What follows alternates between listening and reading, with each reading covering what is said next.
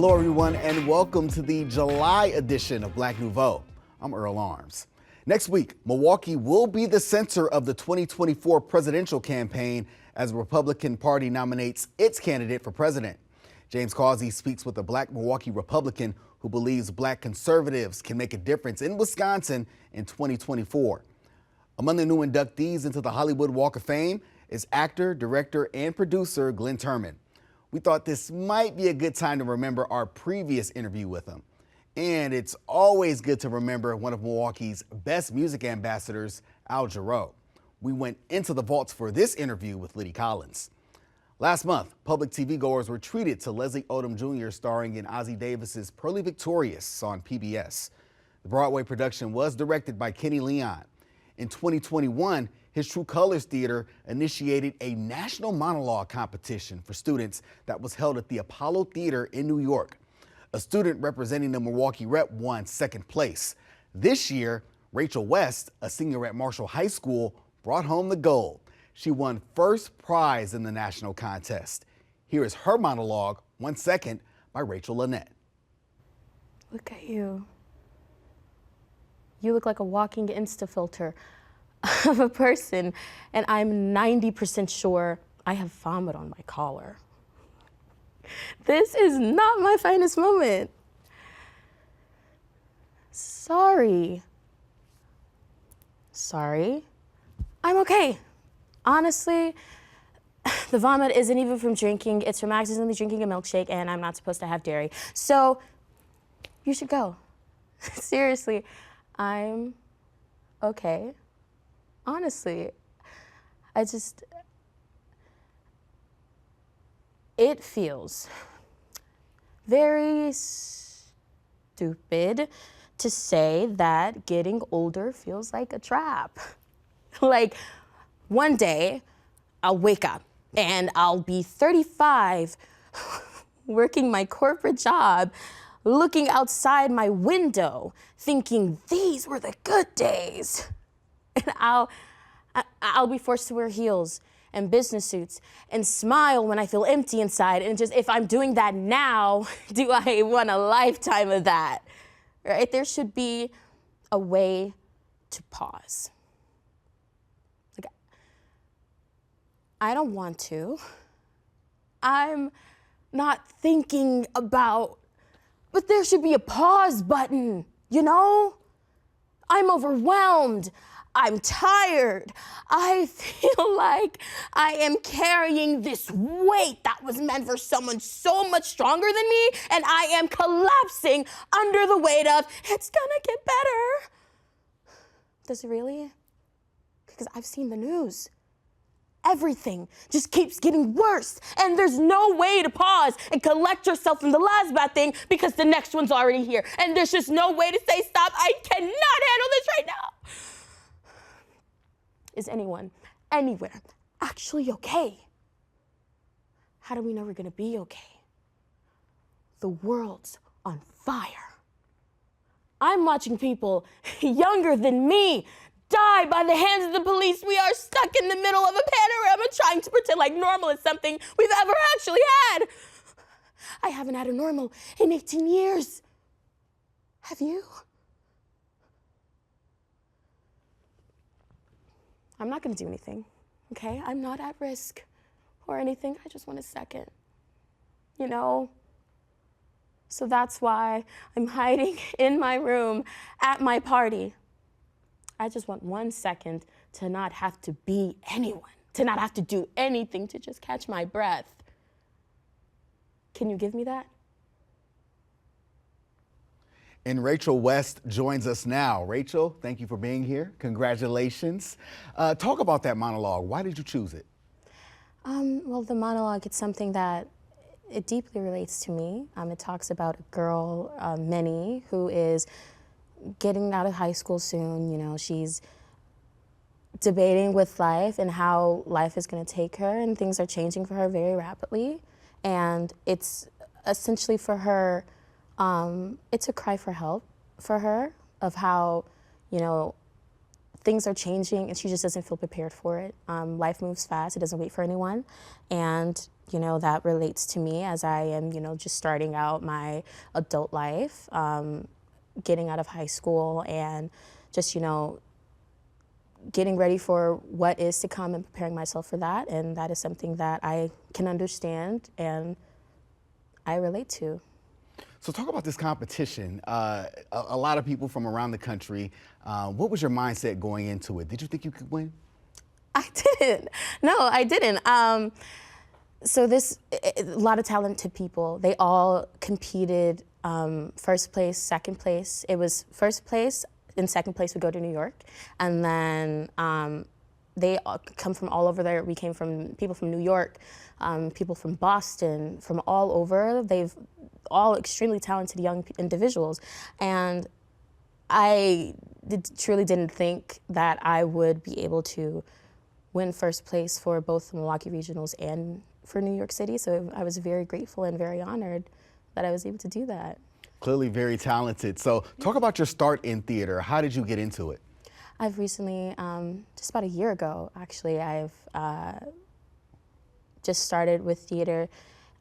It's, something that I've always been attracted to, but not until about a year ago have I actually, decided this is what I'm going to do with my life and with my career. This is the career choice that I'm going to make.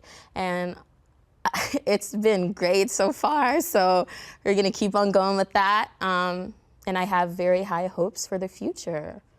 Speaking of the future, what's next for you? I'm going to go to school. I'm going to I'm going to focus on my acting career as well. But with acting, it's always extremely flexible. You have to be extremely flexible, and I am 100% open to whatever opportunities would come my way. But just for right now, I'm gonna focus on my career and see where that takes me. From Marshall High School, Rachel, yes. Thank you so much for joining us. Thank you.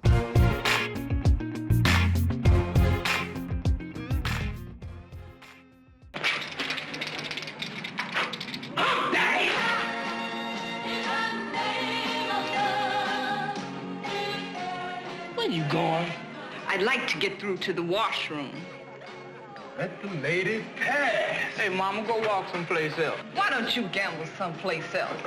Because we're gambling here, sweet thing. This is a restaurant, not an alley. Hey, keep on stepping, baby. We wanted to be preached till we go to church. Y'all need to go to church. Hallelujah, hallelujah, hallelujah, hallelujah, hallelujah, hallelujah, hallelujah, hallelujah, hallelujah. That's a scene from Milwaukee filmmaker Michael Schultz's Coolie High, a 1975 film that became one of the change agents in American and black cinema. For me, who was then a product of Sandtown in Baltimore's West Side, it was one of the first times I saw someone like me accurately portrayed on screen. And that actor joins us now, Mr. Glynn Turman, who's also added producer, director, and writer to his credit since then. He's going to talk about Coolie High and The Legend of Glynn Turman, which is his new project. Welcome to Black Nouveau. Hey, Everett, how are you? Long time no see. How about that? We did meet earlier in life. When you were making Coolie High, were you aware of the potential the film held? Not at all, Everett. We had no idea it would become an icon. Well, it did more than that. I mean, for my generation, you portrayed something we hadn't seen on screen for a while. That was very important to a lot of people, not just like me, but a lot of folks. Well, it gave us a vehicle in which, and when I say us, I mean we as a black people, it gave us a vehicle in which we could be proud to share with the rest of the world in telling our narrative in a way that had not been delved into before. And so it made it stand apart for that reason, I think. That's true. And a number of the next generation of filmmakers after Coolie High talked about how important that film was to them in making those decisions. One of my favorite memories from that film, though, is Walter Benton's poem, were a Pygmalion or God, I would make you exactly as you are in all dimensions. That was really very powerful and potent stuff, and spoke to a side of us that a lot of people hadn't seen before. Absolutely. That's the genius of Eric Monti. And that's who he was and is, a poet, educated man, an aware man.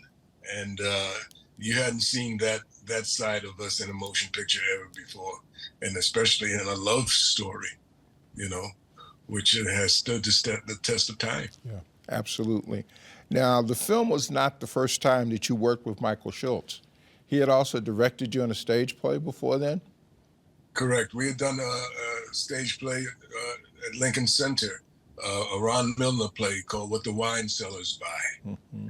And so we had worked together from that point, and then collaborated again with Coolie High. The legend of Glynn Turman, do you talk about your start as a stage actor, actually going back to the original production of A Raisin in the Sun? I do. I give an insight as to how that occurred, how fate or kismet or whatever you want to call it just made that happen. How my mother was a single mom, moved she and I from Harlem, New York, down to the West Village in the late 50s. And some of her friends became some of the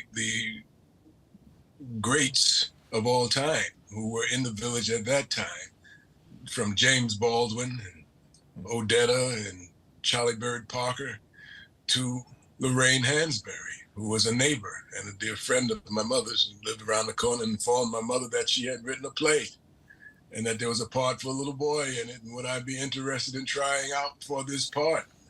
I didn't know that when trying out, there would be other young boys there trying for the same role, because I had never auditioned for anything before. So I went to the meeting thinking that the part was mine and had no idea what those other kids were sitting in the hall waiting for, you know, because it was my part, they might as well go home. But that started me on my career in acting. And you've done a number of plays, some of them actually translated into films. I mean, you were in the film version of Five on the Black Hand Side and The River Niger. You even did Ceremonies in Dark Old Men for television. Yeah. So, Boy, you've done your homework, man. Yes, you're absolutely right. Yeah. I've been fortunate and to be a part of some of those wonderful, wonderful productions. Thank you very much for joining us. Thank you, Everett.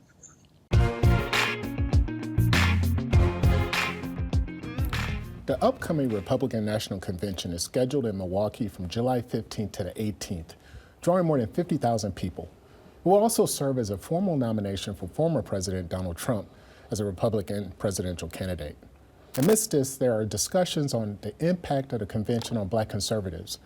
Orlando Owens, who runs the program Project Move the Needle, believes a strong RNC could swing the state in Trump's favor by November. Owens joins us now. Thanks for joining us. Thank you for having me. So what does the RNC mean for Wisconsin and especially Black conservatives like yourself?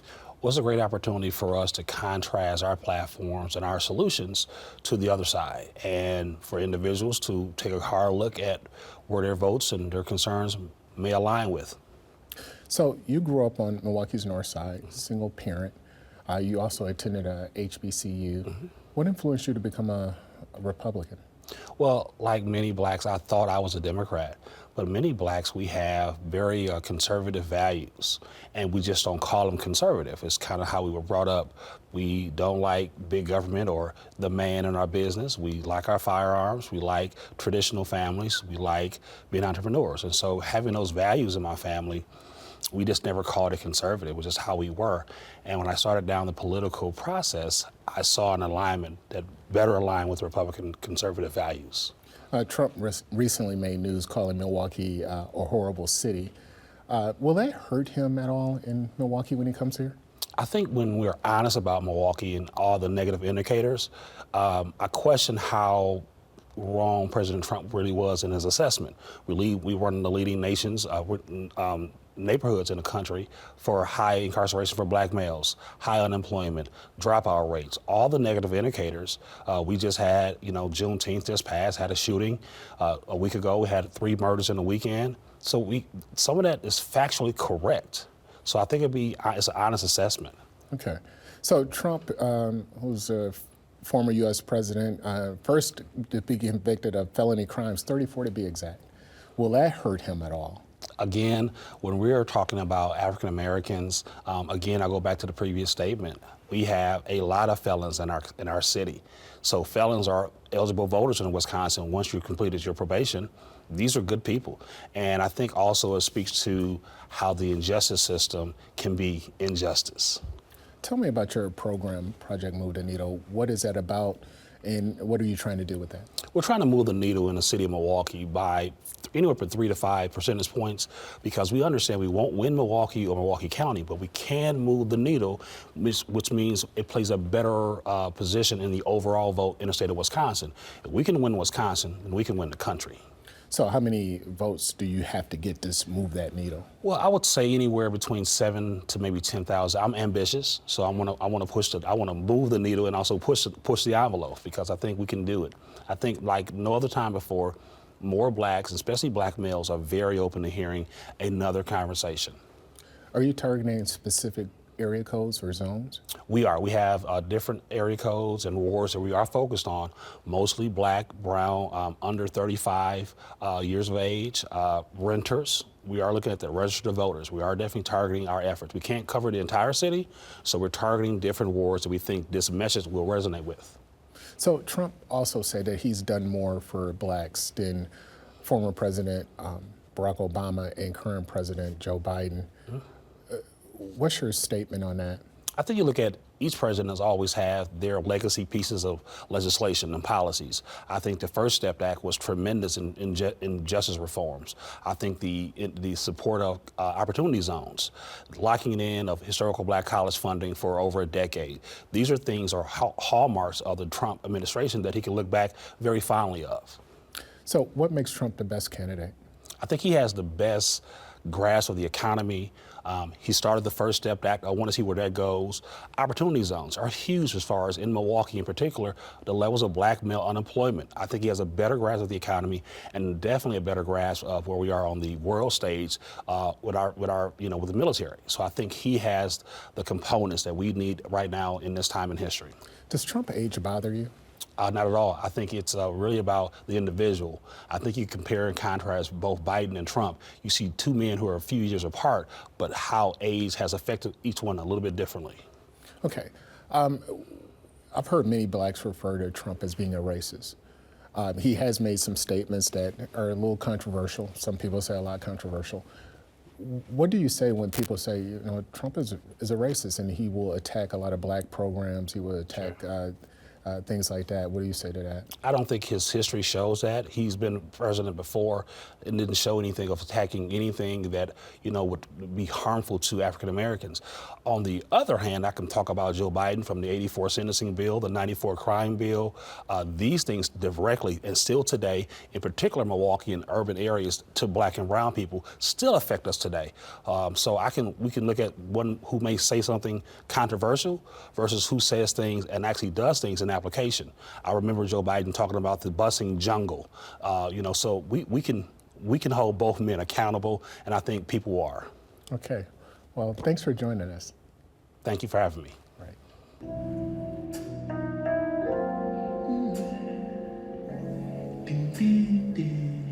The first time ever I saw your face,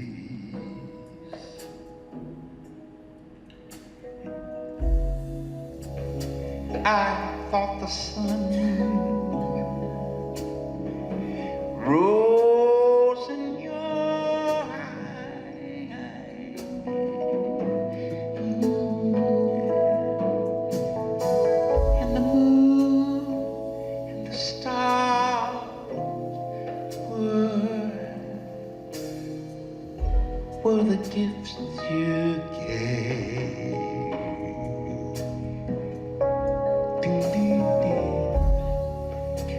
to the dark and the endless sky, my love.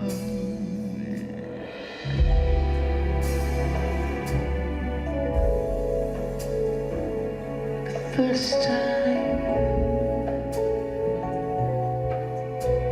ever I kissed your lips,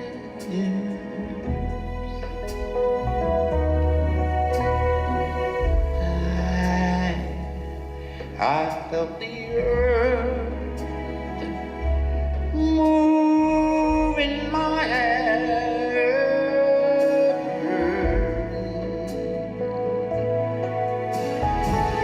like the trembling heart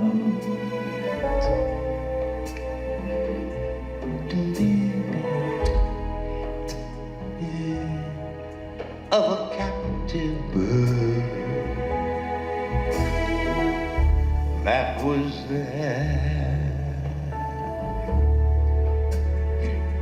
at my command, my love. That was there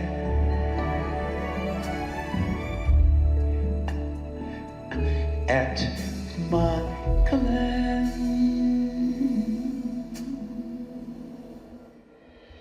Internationally known singer and Milwaukee native Jarreau has been singing and writing for over 40 years. He stayed in the business because he loves it and comes home to Milwaukee to rejuvenate. We caught up with him while in town to perform at Potawatomi. Remember Wisco 99? I come home to get my gas tanks filled up. So you're still in contact with folks here? Yeah, I stay in serious contact with people here. And I was touched by folks over at Lincoln High School.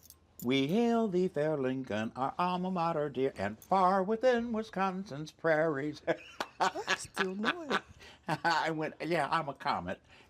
Lincoln High School Comet, which is Lincoln High School target school for the arts now. He said a lot of who he is because of where he comes from. His musical journey, or as he calls it, his yellow brick road, also includes Ripon College up in Ripon, Wisconsin. And at Ripon College, who put some ideas inside my head that ended up in songs like, I can't beat what I want to, again, all I need is to get my boogie down. You can be all you want to, and all you need is to get your boogie down. And I sing that for kids in grade schools and in kindergarten, and teachers teach them what the meaning of that is. I can be what I want to. You can be what you want to, and all you need is to get them together. When you left the Midwest, you had a lot of talent to offer the entertainment, but you had a degree in your pocket. Why was that important? Well, that's what I'm talking about right now. Get prepared. And the best thing that we can do, all of us, Center City and suburbs, is get our children prepared, get them into school. That's still the answer to saving the middle class, is getting to school. More and more important as we bring robotics and automation onto the scene, doing more to take our jobs than China. His yellow brick road was not always easy. His college start was rough. I had a difficult time in school, and I was coming home after my first semester at Ripon. I was flunking everything. I came home and started talking to Tom Cheeks, who had been my mentor, my teacher at school, and he held my hand and looked at me in the eyes and said, Al, we don't quit. We don't quit. We carry on and find a way. And that became his motto. So I'm talking to me in the mirror every day, saying those things. We don't quit. We carry on. We find a way. I'm struggling. I'm struggling these days. I got a few little health issues, but I ain't gonna quit. I'm gonna sit on a stool out there tonight like I did all summer long and like I did all of last year and bring this music to people and say, you don't have to quit. And this is the best I can do here on the stool. I'm gonna get up and shake it for a minute, but most of the time I'll be sitting down here. Yeah, how you like me now?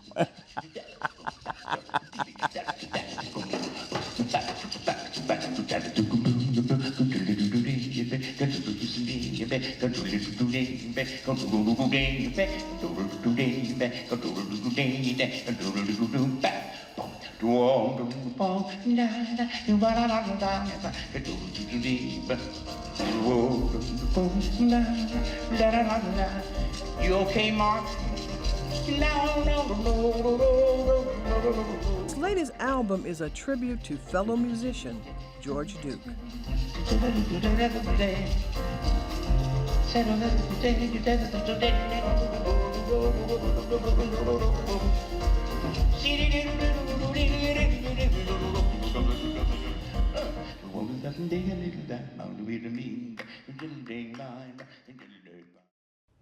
And that's our program for this month. As always, be sure to check us out on all our social media platforms. For the Black Nouveau team, I'm Earl Arms. Enjoy the convention and the Olympic Games.